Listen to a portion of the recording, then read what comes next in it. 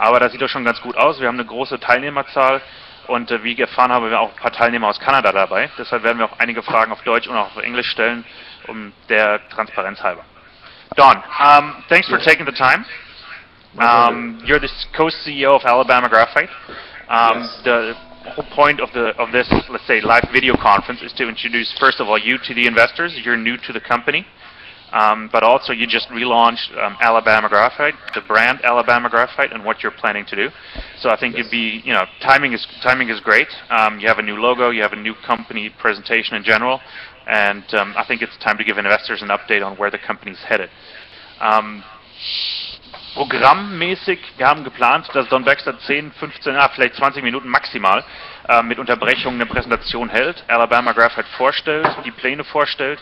Wir werden nicht zu sehr ins technische Detail gehen, freuen uns aber dann am Ende über jede Menge Fragen, denn das Ganze soll ja auch einen lebendigen Austausch darstellen. Und Michael, Helmut und ich werden teilweise auch Don unterbrechen. Don, the floor is yours. We'll interrupt you from time to time with some questions, and we'll have a general Q&A session at the end. So the floor is yours. You have like roughly 15 minutes. 15 minutes, okay. Thanks, Kai. Thanks, gentlemen. Michael, Helmut. Yeah, pleasure to be here. Thank you. As Kai said, I am relatively new as the co-CEO of Alabama Graphite. I joined the company, I believe, officially just right at the end of June, where we managed to raise. We had an oversubscribed private placement and we raised $2.8 million in a pretty tough market, more or less based on the activities, the use of proceeds for what we've been working on since, and we've been very rapidly advancing the project. When I joined Alabama Graphite with the project down in the southern United States, they had a resource drilled off and calculated, and we're in the process of expanding that resource. So I'll get through that in the presentation. We've expanded that. We've done a lot in the last 3 months or so since I've joined the company. And as Kai said, we've rebranded the company. We've come out with a new logo. We've got some brilliant people working for us to revamp our corporate look. The presentation website's about to launch. So we've got I'm pretty proud of what we've done in a short period of time, and I think it'll show that we're one of the premier projects out there. And I think being the only graphite project in the continental United States, or contiguous United States, I should say, I think it puts us in a very unique position to advance the project in a tough market, a tough space. Graphite, as you're most probably aware if you're on the call, you have some exposure to graphite. It's a pretty unique space, and I'll go through the presentation and explain a bit more why. But secondly, I think our approach, which I can hint on to a certain extent, will be different from most, and I think you'll see that we have some pretty significant experience in the space. So anyway, the first cover actually is taken from a drill pad. If you see the cover shot, it was taken from about probably 150-foot thick part of the deposit. We're standing on it, looking over our 40,000 acres of land, and it was a good cover shot. The logo is good. I'll explain the logo in a little bit as well. But the main thing is that we're into the process of advancing the project and launching some pretty distinct initiatives. Contact page. If you guys are able to download, this is now live. We'll be live on our website. You can go through and you can actually click each one of those categories is clickable, so if you want to go to a particular spot in the presentation, you can do that simply by clicking. The picture on the right is some of our purified graphite flake produced from our Coosa property, and we purified flake to take it through and begin our work on battery materials. Again, some of these pictures through this sort of a picture's worth 1,000 words here. This is a picture taken during our process for moving 200 tons of material, graphitic material, from the Coosa site in Alabama up to Lakefield, Ontario, to begin our pilot plant project. This was taken in August of this year. So again, Alabama Graphite Corp. Luckily, AGC also happens to stand for America's Graphite Company, and that's what we are placing ourselves to be. As we say, we are the only one in the contiguous United States. There is one company up north of Nome, Alaska, looking at graphite, but I think we have a a pretty good position where we are, and location has a whole heck of a lot to do it. The picture on the right there is a picture of three of us, myself and two of our staff, standing on the pit wall from the old Bama mine. That entire slope you see is mineralized, and it's an oxide deposit, similar to what we have at Coosa, which is a very diggable deposit. No drilling and blasting, very easily mined, low cost. So our company mission is to become basically America's graphite company.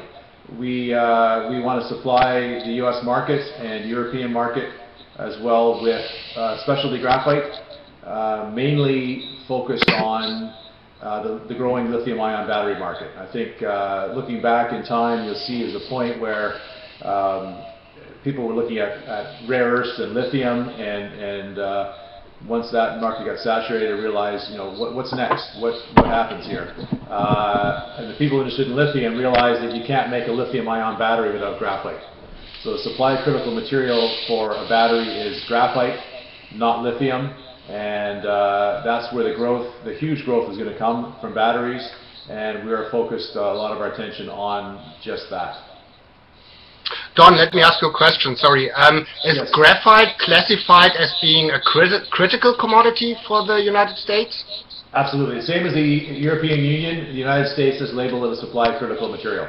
Okay. Because again, China controls 75% of the world's flake graphite market, and right now they control 90% of the, I call it the spherical graphite market for batteries.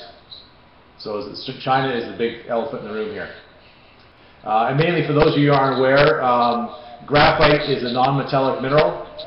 Most of you have, if you have a smartphone, you've got a flat screen TV, you've got graphite in your pocket or sitting on your shelf, because not only is graphite used in rechargeable applications, it's also used as a heat sink. So all these thin walk-around electronics have a sheet of graphite in the back to dissipate the heat.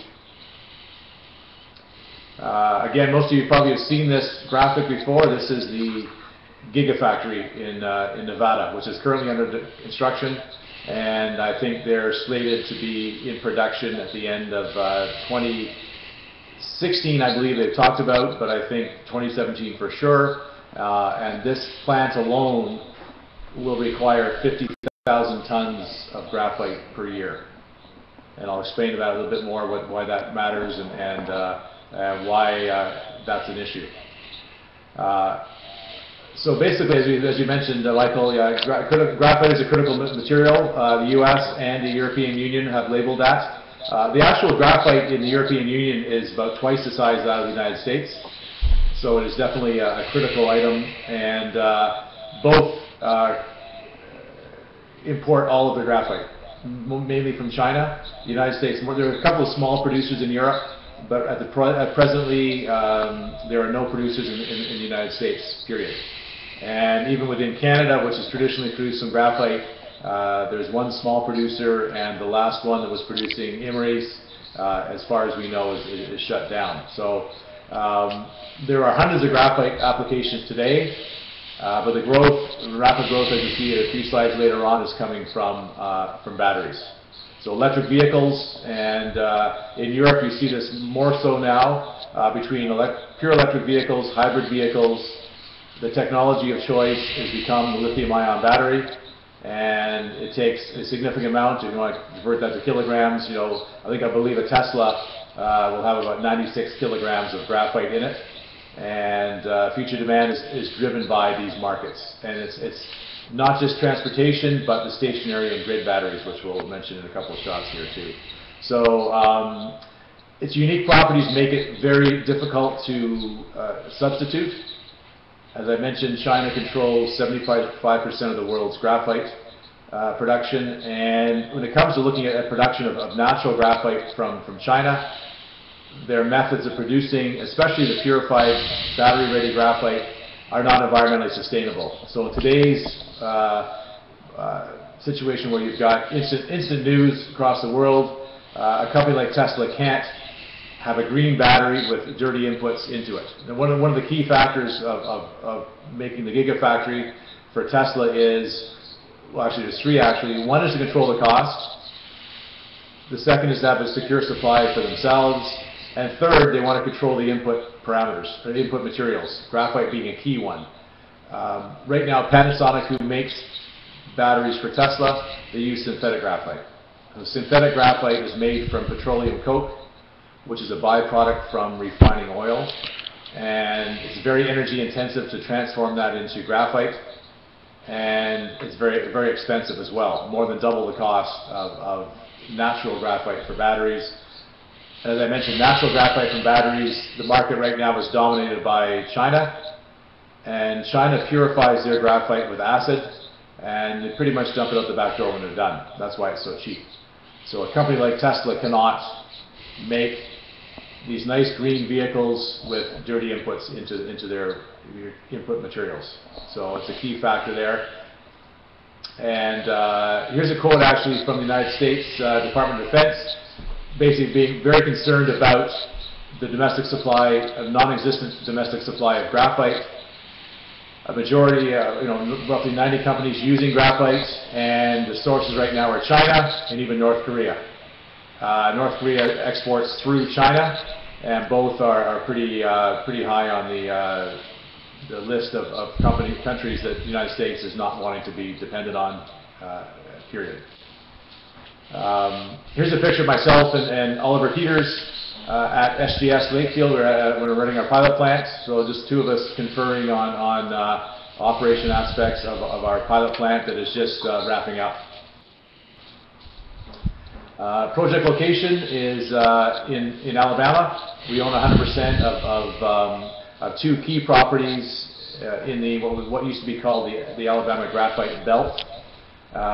We are a Canadian listed company on the TSX Venture. We do have a Frankfurt listing as well, and an OTC listing, which we'll illustrate the symbols a bit later in the presentation.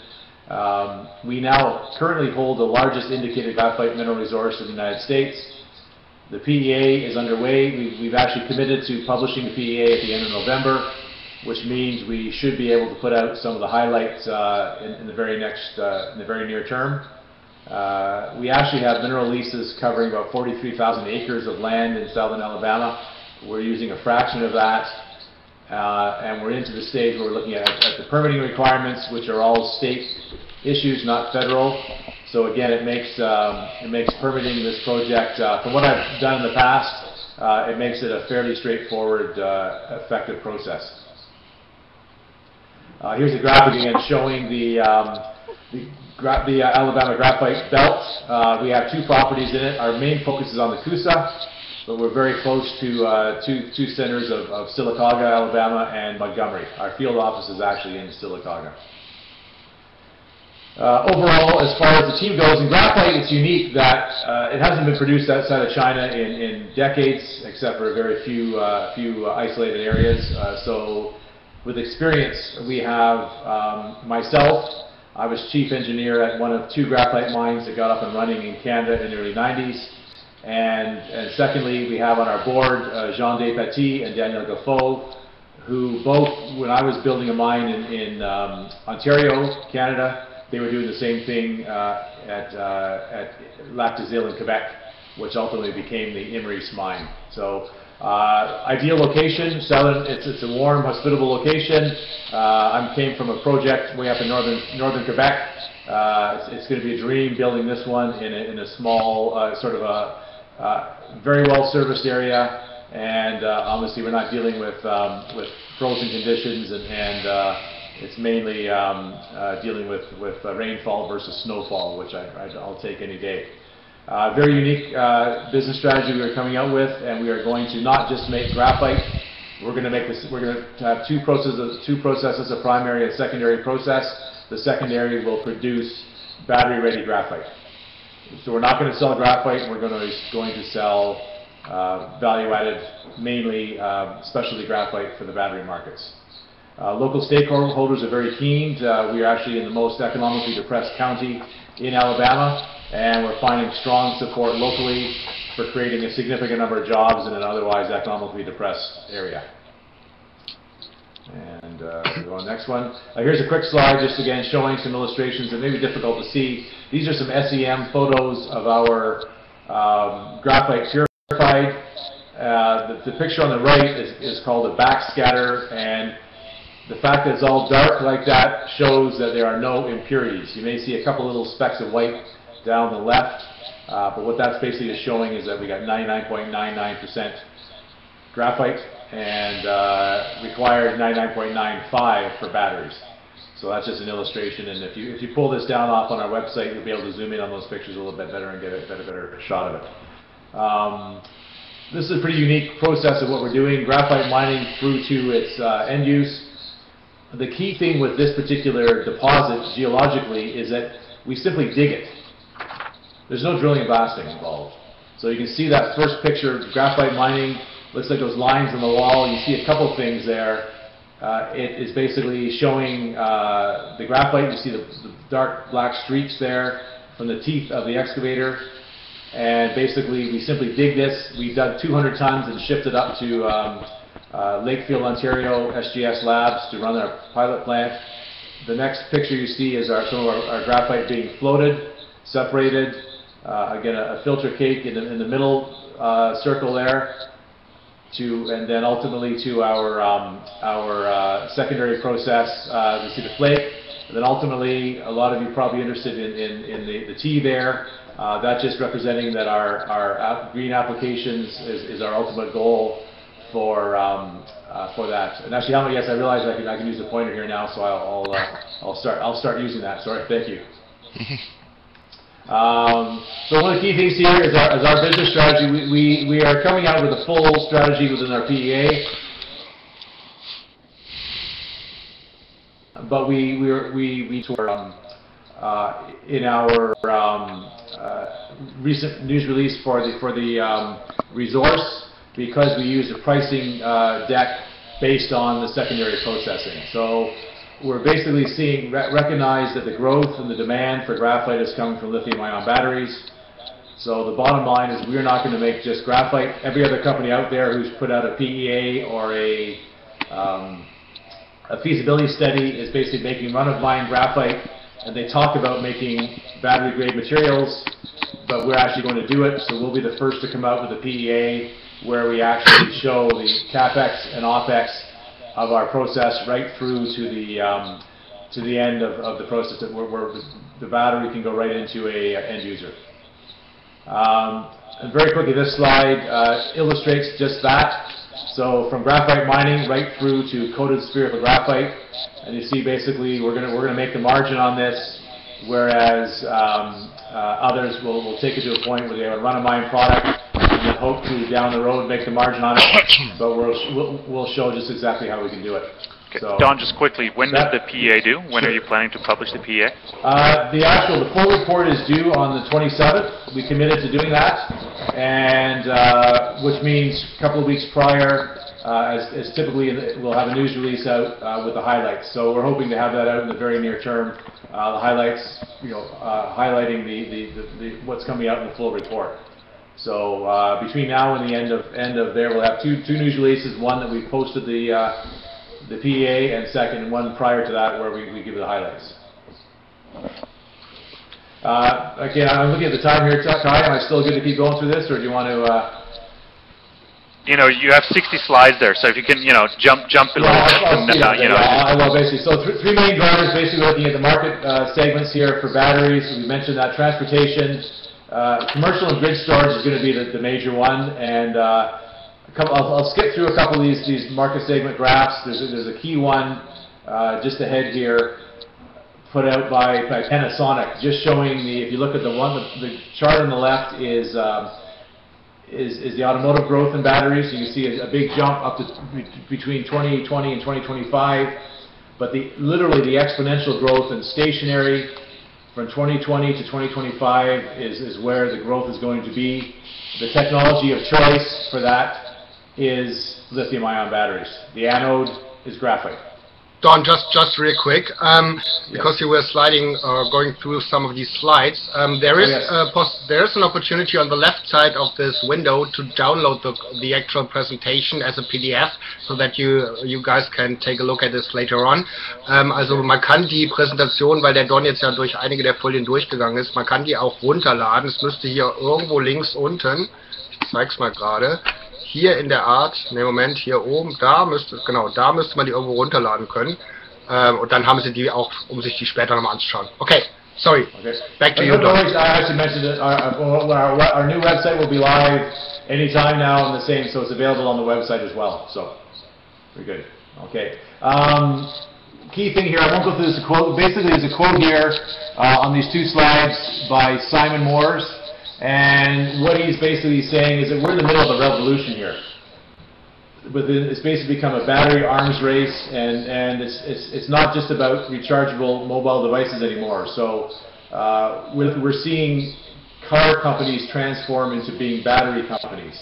And batteries being not only in our everyday life, from smartphones and tablets, but ultimately to grid storage, peak shaving. Bottom line is that battery technologies will make wind and solar economic. And that's a key factor. So basically our ability to harness low-cost power, renewable energies is going to be made economic by batteries. And again, the key component of a battery is graphite. Very quickly, we have a very large resource. Just showing the our indicated tonnage alone would take us at a current production rate, which we will expose in our PEA, would basically give us 78 years of mining. And we've touched on a very small portion of the deposit. Here's just a quick look at the deposit. The type of mining we do will be mainly contour mining. It's not traditional open pit mining. We're actually mining above grade. We're mining ridges. So the geology is pretty unique, where we actually get in and mine a high point of land and concentrating in a certain area where we've drilled off. We also have indications of large areas, large zones of graphite, which we haven't even touched yet. So potential of this being very large, indicated beyond our indicated resource. We're showing signs that we will actually test later if we need to show potential for even further growth and size. I won't get into the drilling project. Very keen shot again. The key thing about this deposit, it's an oxide deposit, soft material, it's diggable, there's no drilling and blasting. Very low cost, which also means no crushing and grinding. So processing costs are fairly minimal. We'll reveal those costs in the PEA. We're very close to basically transportation, electricity. Portomobile is right nearby, 3 hours away.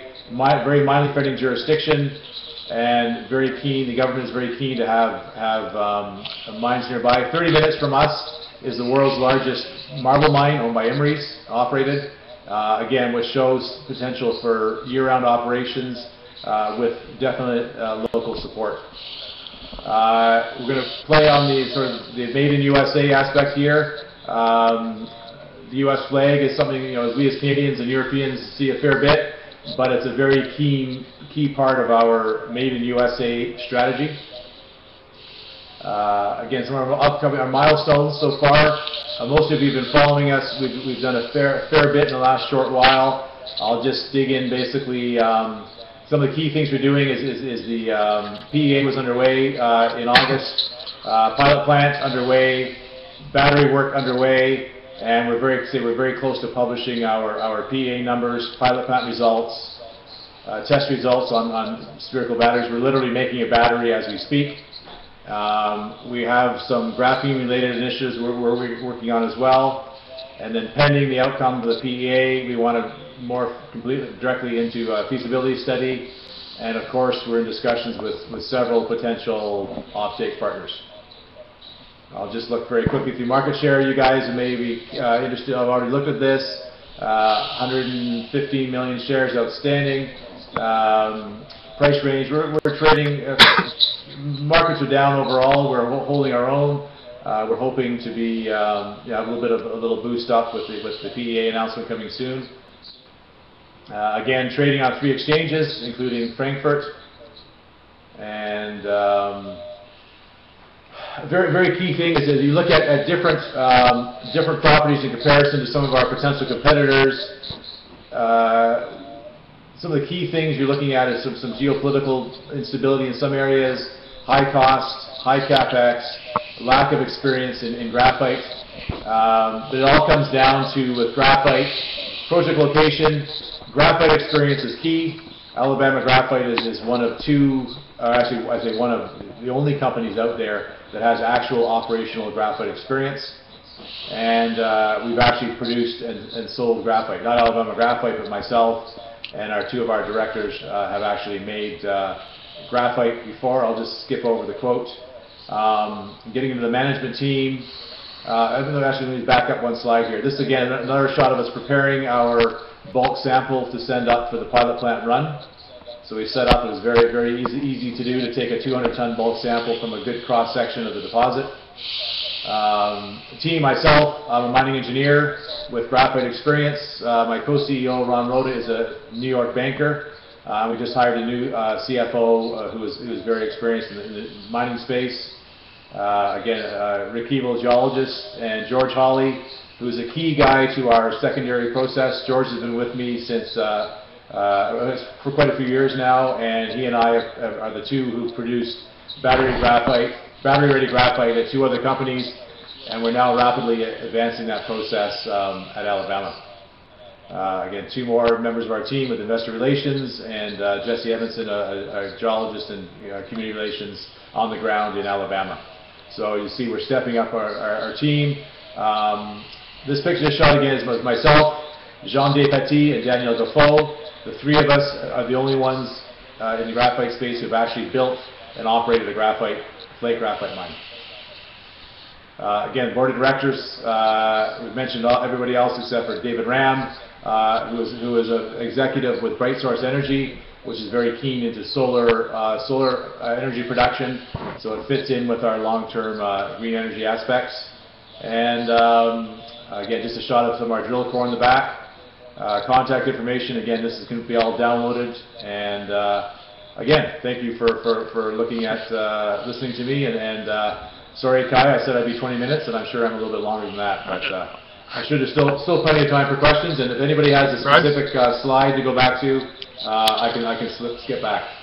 No, just quickly, I think what we should touch on are future milestones. I think that's page 43. If I'm not mistaken. Ja, there we go. Yes, indeed. Yeah. Ganz kurz noch, Don sollte vielleicht noch 1, 2 Punkte sagen von den Punkten oder Meilensteinen, die das Unternehmen plant zu erreichen innerhalb der nächsten Monate. Ich glaube, das ist für einige doch ganz interessant. Don.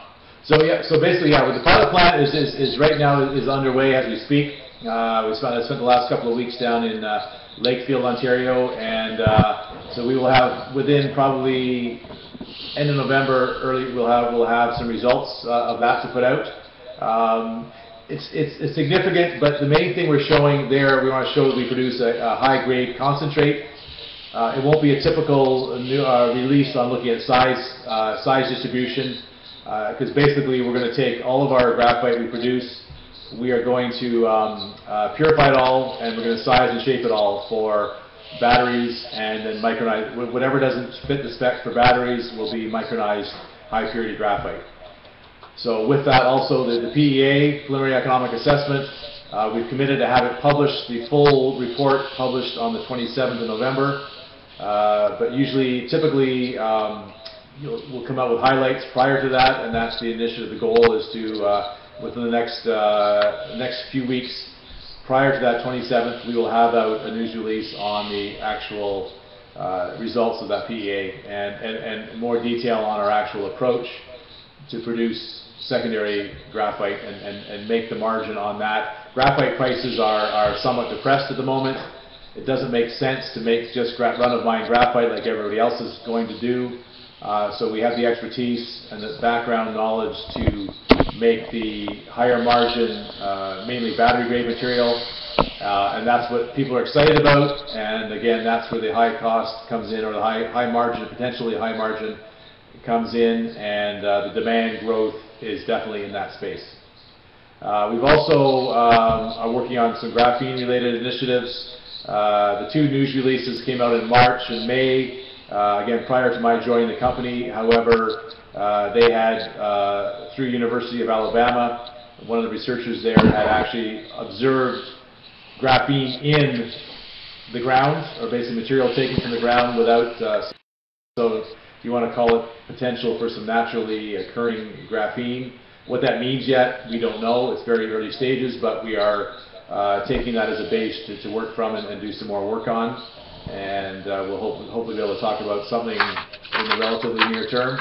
As again, and depending on the PEA, one of the reasons we started the pilot plant early, so we could continue on into the feasibility study, but also the pilot plant gives us several tons of graphite to work with for these other value-added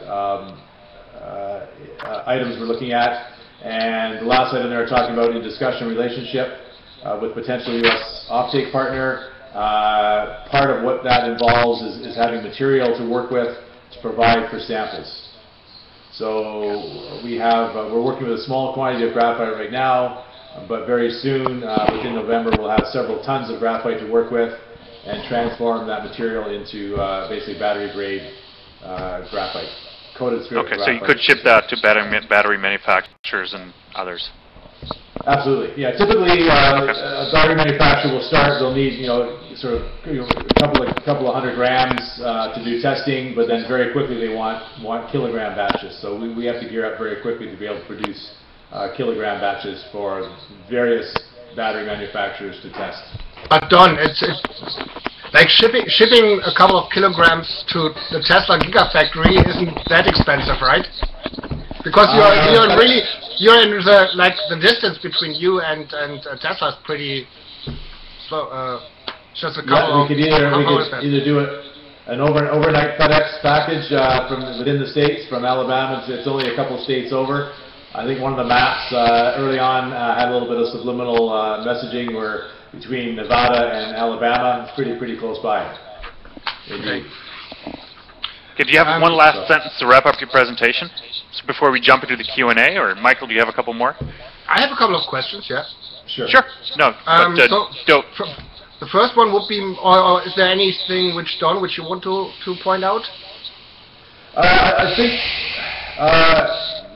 probably the key thing is being new to Alabama Graphite. One of the key things I looked at before I joined was looking at the flake itself, the flake particles. Can we get a very clean concentrate? And what I saw was yes, we can. And what I've learned about graphite, and as that experience grows, the key thing about producing graphite, or say a run-of-mine concentrate, is getting the highest grade possible, which makes the next step to the value add very, very straightforward and easy and low cost. And that's our striving to do with Alabama Graphite, to make a very clean concentrate from the feasibility study, which allows us to use a very low cost, low temperature thermal process to purify the graphite, and that's the key. Once we do that, then the rest of it opens up, and we've shown we can make that purity, and what we're seeing so far, that it should behave very well in a battery. So the key thing is knowing that this material that we mine out of the ground in Alabama can in fact be transformed into the higher value battery ready graphite. Okay, perfect. So one question from my side, please.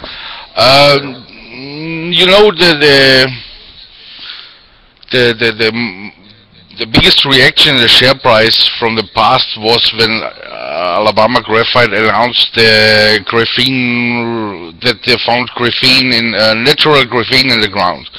So it was, I think it was single and multi-layer graphene. So I think a lot of the shareholders are waiting for more input from this graphene side. Yes, indeed, and again, before I joined the company, they announced, as I mentioned, there was two two separate news releases talking about observed graphene and nanoparticles in the Alabama material, and that's in fact was observed by an independent party, a professor at the University of Alabama, and we're basing on that. The key, observing is one thing, and then deciding what to do with it is the next stage. So being able to isolate it, and then also look at other methods to even produce more from that same graphite source. So one of the things I see is that it may also be a very good indicator that the graphite at Coosa may be very susceptible to making graphene from some relatively simple methods. So let's just say we're further studying this.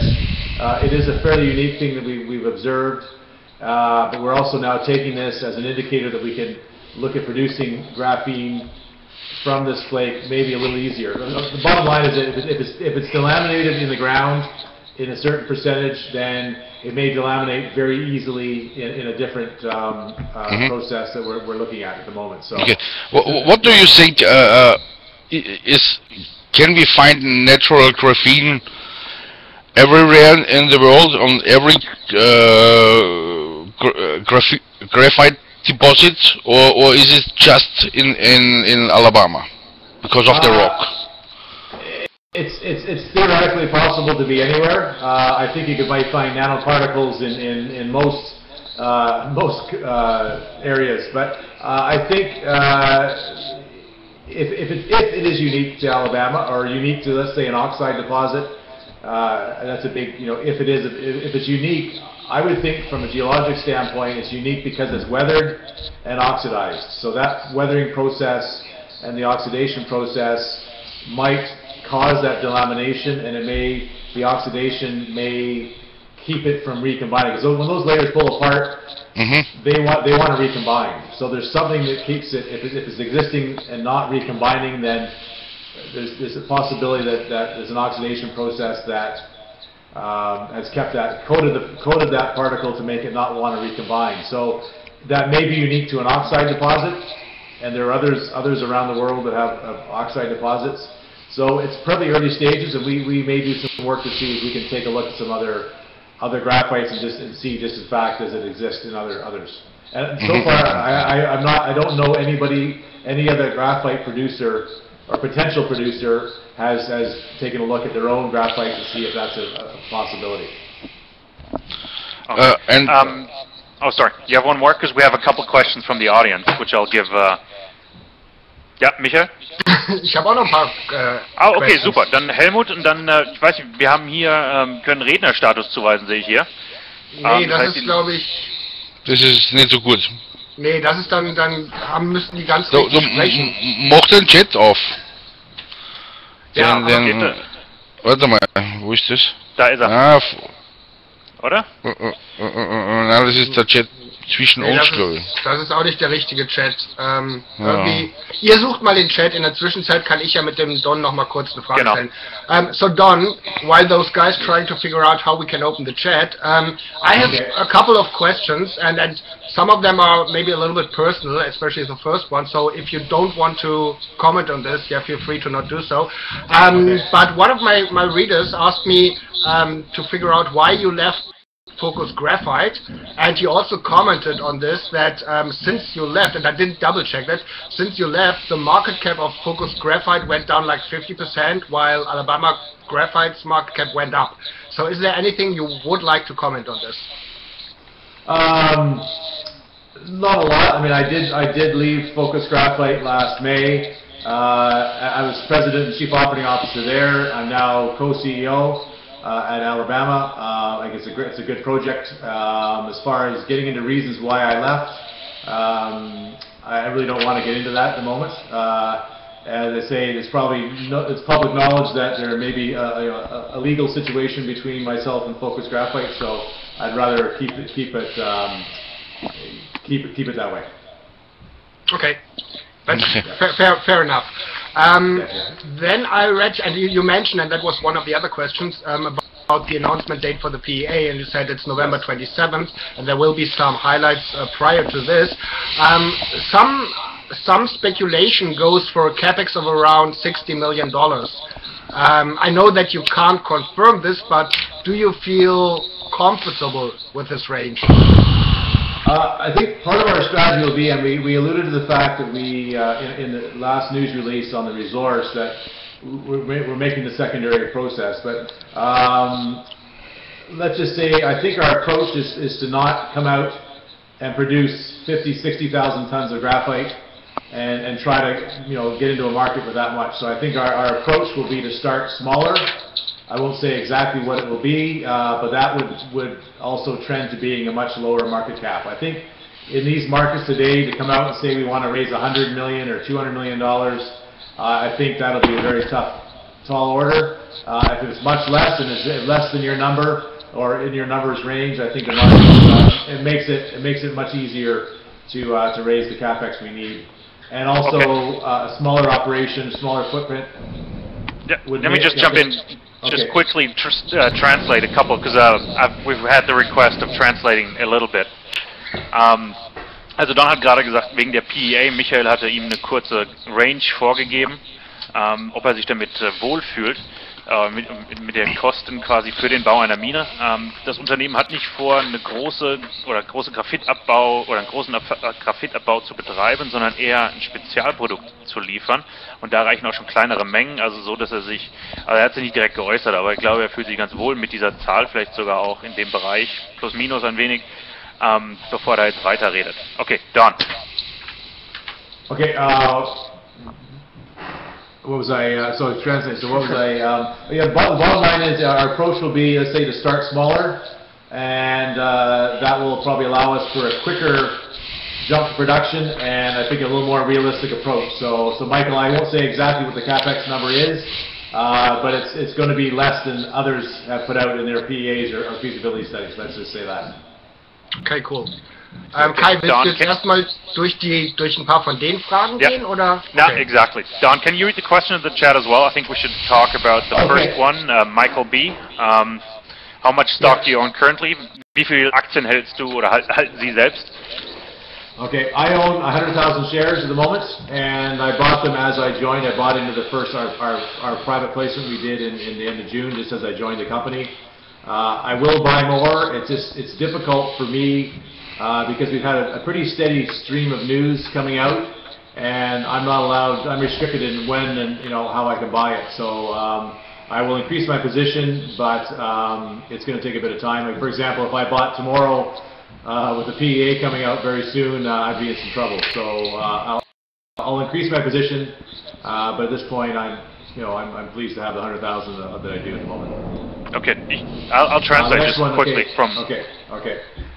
Nee, also Don besitzt ca. 100.000 Aktien, die hat er gekauft, als er im Juni zum Unternehmen dazugestoßen ist.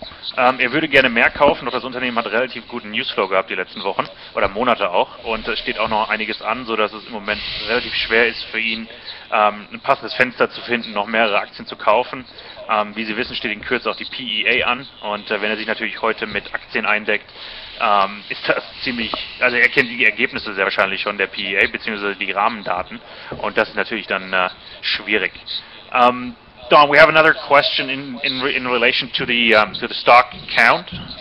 Okay. Are you currently issuing stock? Are you doing a financing right now? That's pretty much the question right now. Right now, no. Okay.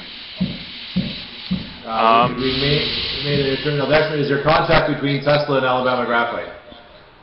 I always like those questions because we're. My standard answer is that anybody who is talking to Tesla has an NDA, basically a non-disclosure agreement, and is not allowed to discuss it.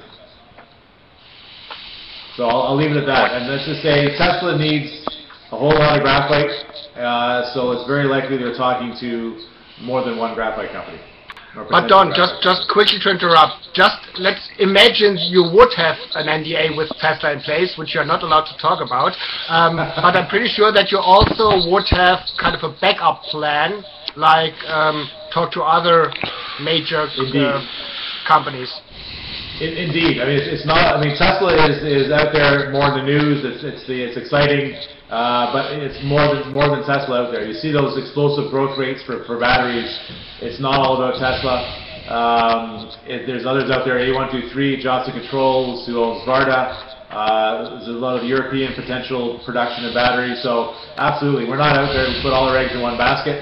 And I think the best thing to have is a diversified base. And you know, Tesla's going to make batteries along with Panasonic.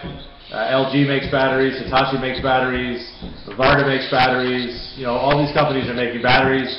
They're all getting bigger. They all need graphite. So it's going to be a pretty interesting space out there, and room for, you know, several graphite companies. Okay. There was one other question which is related to the question prior to it. If you're going to raise money, how much cash do you actually have on the bank account? What I'm allowed to say is what we had. If you look at our last published financials were at the end of June, I believe, and we had close to 800,000 in cash. I don't remember the exact number. If you look at our press release, we raised 2.8 million in June. So we still have a comfortable cash position at the moment. I'm not allowed to divulge exactly what it is, of course, but if you can do the math between what we had in June and then what we raised basically in June and July, that we have a comfortable cash position at the moment. Okay. Good. Kai, haben wir jetzt alle? Ja? No, I think I have one more. Now, that is in here. When will the mine be built, and when will you be in operation? That's one of the questions I received prior to this conference call. Okay, the plan is once the PEA is announced, we'll be able to reveal our overall plans, and we're really not allowed to talk about mining until we have this level of report done. But let's just say the plan would be, as you mentioned earlier, if we're going to start at a smaller rate, that would allow us to build a little quicker. So, I mean, my background, I'm a mining engineer. I want to mine, you know, graphite as soon as we can. But our strategy, which we can reveal more so once the PEA is out, may lead us to a quicker startup. Let's just say not 3 years out, maybe a year out, if we can start smaller and more modular. So, do you expecting some issues from the permit side from the government, from the Alabama government, or from the county side? Yeah, at this stage, I'd say all the indications are that they're very supportive. The permitting process is a state level through the state of Alabama, and what we've done so far, and what the people we're talking with, it seems to be a far less onerous process than I've gone through in 2 different projects in Canada. So the government is pretty supportive. There is a process to follow. We'll be a fairly small-scale production facility and mine operation. There are no fisheries issues or water issues. So what I'm seeing is it should be a fairly straightforward approach. And it looks like timing-wise, from start to finish, let's just say 6 to 8 months. Okay. Okay, that sounds reasonable. Let me ask you another question, Don, and this is about your share structure. So, do you have any major shareholders from the United States? Because you said it's an American story, actually, right? It so, is, yeah. You should have attracted the interest of some, larger U.S.-based institutions. Well, we're actually just stepping up our approach there. The last 2 raises have been done pretty much in Canada. So based out of Toronto, we've raised, the last raise that I was part of was 2.8 million, mainly out of Canada. And the raise just prior to that, for probably 2 raises totaling just shy of 5 million, was pretty much a Canadian story. But now we're shifting with the rebranding, with the look, and we've advanced the project further. It allows us to open up the doors and talk to more of the, even the non-mining space in the United States. Some of the green energy applications, funds out there, we're going to target more so than trying to go after the already difficult, junior mining exploration markets that don't really understand the graphite story, but If you look at between Alabama locally, are very keen to have local industry, but also into California, a lot of these green energy funds are seeing this growth in the area for batteries, solar. So we actually can cross the boundaries from just being a mining story. We're actually a fully integrated, energy story, let's say. But yes, we will definitely target the United States more so, and Europe. I think Europe also understands the need to have a secure supply outside of China. So I think our marketing efforts will be based in the United States and Europe. Okay. All right, I don't think we have any more questions from the audience here. There's a few on my screen, Kai, that are in German. There's a few on my screen that are in German, I think. Yeah, there's one, but I'm pretty sure that you're not going to comment on this. And where somebody's asking, where do you see the share price at the end of 2016? But that's something which you probably are not going to answer. But maybe Helmut has some opinion about this. It depends on the PEA. The PEA is the key, and if the numbers are looking good, I think the company's share price can maybe go up to 50, maybe to $1. I don't know. It depends really on the news, on the PEA. I appreciate it, Helmut. I think that, yeah. Not in that moment that when the PEA comes out, but it depends on the numbers. So on the ER and all that kind, we will know in a couple of weeks. All that stuff. Yeah. I think that's our approach. I think the approach we're taking, when the market reads it and understands our approach, I think it should have a positive effect on the share price. We have one final or last question here. Is currently money invested into the projects in Bama and Hearst? Hearst, we've actually decided it wasn't worth spending money on, and Bama is there. Bama is a very interesting project. But all of the money right now, the resource is on Coosa, and our plan right now is to develop Coosa, and as we advance, we'll look at Bama as well, but we also need to look right beside the current resource within a stone's throw of where we'll look to build a plant. We may have a whole lot more graphite right there in the same spot. So Bama is of interest. Bama is actually a little bit higher grade and larger flake. However, what we're seeing too is that the Coosa flake itself is proving to be very amenable to our micronizing and spheronizing for batteries. So we may make a very good product out of Coosa, and as we're able to evaluate Bama, we will do so. But obviously, are looking to develop and build a mine will be based on the current resource, which is Coosa. Okay. I think we're coming close to the 1 hour mark, so I think we should have one last question here, which you can read on the screen here. Is it possible for Alabama Graphite to produce it? Okay, we're back to graphene here actually. Okay. To offer it in a bigger way to let's say Airbus. Well, the thing is, the interesting about Alabama is you have companies like Airbus there. You've got Hyundai, you've got Airbus, you've got Boeing. So there's a lot of people with an interest, a lot of companies with an interest in graphene. It's too early to say. The fact that we've observed graphene, the whole graphene space is very, very new. I think the entire world revenues from graphene sales last year was about $12 million.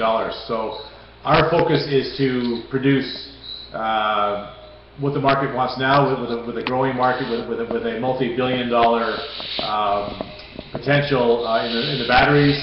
And even a company like Airbus can use graphite and along with potentially graphene down the road. But if you look at lithium-ion batteries, all these planes, I'm not sure about Airbus as much as Boeing, all use lithium-ion batteries in their airliners. And even looking at the composite materials for the bodies and whatnot. So graphite is still can be a very big ingredient into that. As far as us producing graphene, it's really too early to say. Just one last question from my side. The whole graphite market, how many tons is it per year, and what percentile are you planning to produce? Yeah, it's 400,000 tons a year right now in flake, and that includes all applications across the board. The important thing to note, though, is beyond 2020, for batteries alone, that demand is supposed to be 1.7 million tons. So our plan is to look at today, I mean, for example, the battery portion of that 400,000 tons today is about 60,000 tons, with 35,000 of that being natural. Okay. So obviously we're looking at that and seeing where it's going to grow. We're not going to come out and say we're going to produce 35,000 tons of spherical graphite for batteries. We'll produce a fraction of that and then grow with the markets as they grow. Okay, since everybody knows Tesla as a point of reference, how much would they need in Nevada? 50,000 tons. 50,000, okay. That's beyond 2017, probably between 2017 and 2020. Okay. We'll go with that. So they are actively looking for now for sources of graphite. They've been very vocal about looking at the environmental footprint of their inputs, and I think they've pretty much even said right now China is off the table because, again, the environmental footprint of China. The other important thing besides Tesla is that Apple is also talking about batteries and electric vehicles. If Apple gets in the mix, that could, again, another huge demand source. Right now, Apple makes everything in China. They're not held accountable to the input materials. If they get in the business themselves, then they will be held accountable. So that makes, they could dwarf anybody. So all of their graphite used in their tablets and smartphones now may need to be produced at a higher level of environmental sustainability. Okay, perfect. We got 2 more minutes because then I want to wrap up the meeting here pretty much because it's getting too long otherwise. Thanks for your time, I guess. And do you have one last sentence, like you want to put a bow around it nicely and in one sentence though? Absolutely. I'm excited to be looking to develop the only graphite project in contiguous United States. I think that puts us in a very unique position to not only to get financed in these tough markets, but to have a long, healthy life as far as potential mining operation that can grow and feed the markets for a long time to come. Perfect. And as I say, being close to the Port of Mobile, we're also in a very good position to ship directly to Europe as well. Okay, no, perfect. No, thanks, Don. I think it was very comprehensive. Das war wirklich umfassend. Ich glaube, Sie haben jetzt nochmal einen ganz guten Einblick bekommen. Mir persönlich oder uns war es auch wichtig, dass Sie auch Don Baxter kennenlernen, der jetzt seit Juni mit an Bord ist. Alabama Graphite entwickelt sich zu einem interessanten Player im US-amerikanischen Graphitmarkt. Die PEA-Studie, also die erste Wirtschaftlichkeitsstudie, wird in den nächsten 3 bis 4 Wochen veröffentlicht. Das technische oder finale Dokument soll am 27. November veröffentlicht werden. Ich möchte mich für eure Teilnahme oder Ihre Teilnahme bedanken. Michael, Helmut, danke, dass ihr euch die Zeit auch genommen habt. Don, thanks for taking the time. Ich wünsche allen noch einen schönen Abend. Bei Fragen, wir stehen gerne weiterhin zur Verfügung. Schießen Sie die einfach per E-Mail rüber und wir werden diese für Sie beantworten lassen. Ja, perfekt. Okay. Vielen Dank auch von meiner Seite und wir beenden dann jetzt hier den öffentlichen Chat. Ja, vielen Dank.